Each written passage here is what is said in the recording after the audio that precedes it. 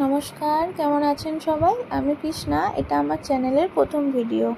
এটা জামাই ষষ্ঠীর ভিডিও, তবে সময়ের অভাবে আপলোড করা হয়নি, তাই ভাবলাম আজকে আপনাদের সাথে শেয়ার করি জামাই ষষ্ঠীর দিন আমি কি রান্না করলাম, কি করলাম আমাদের ঘরে, সেটাই আপনাদের সাথে শেয়ার করব।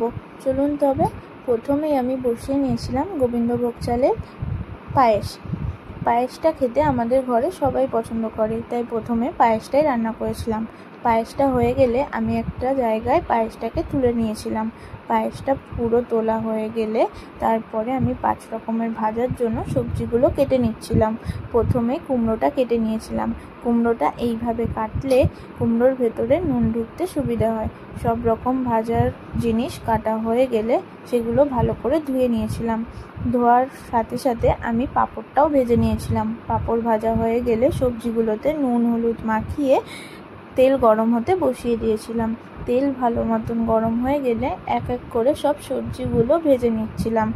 সব সবজিগুলোর মধ্যে প্রথমে আলুটা ভেজে নিয়েছিলাম, তারপরে এক এক করে সব সেগুলো ভাজা হয়ে গেলে আমি একটা টিস্যুর ওপরে সবজিগুলো তুলে নিয়েছিলাম।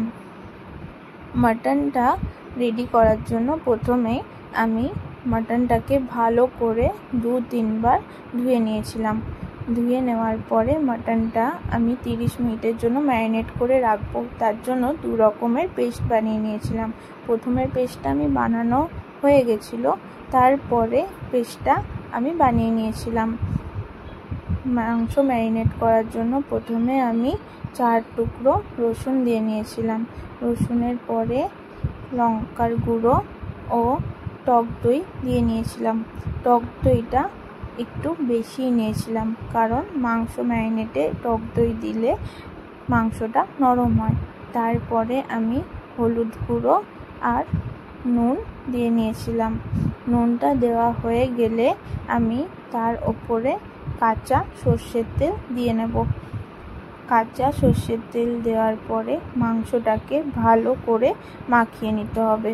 মাখিয়ে নেওয়ার পরে এটা 30 মিনিটের জন্য ম্যারিনেটে রাখতে হবে। তারপরে গরম তেলে আলুটা ভেজে নেব।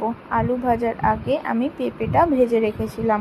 পেঁপেটা ভাজা হওয়ার পরে আলুটা ভেজে তারপরে আমি কড়াইতে পেঁয়াজ দিয়ে মশলা দিয়ে কষিয়ে তার ওপরে ম্যারিনেট করা মাংসটা দিয়ে নিয়েছিলাম। এই মাংসটা এখন আমি ভালো করে নাড়িয়ে মিশিয়ে নেব।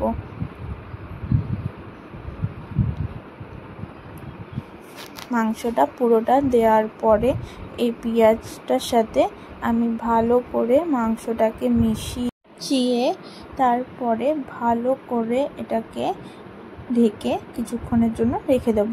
রেখে দেওয়ার পরে মাংসটা এরকমভাবে কষা হয়ে গেলে এটাতে জল দিয়ে আমরা ঝোল বানিয়ে নেব।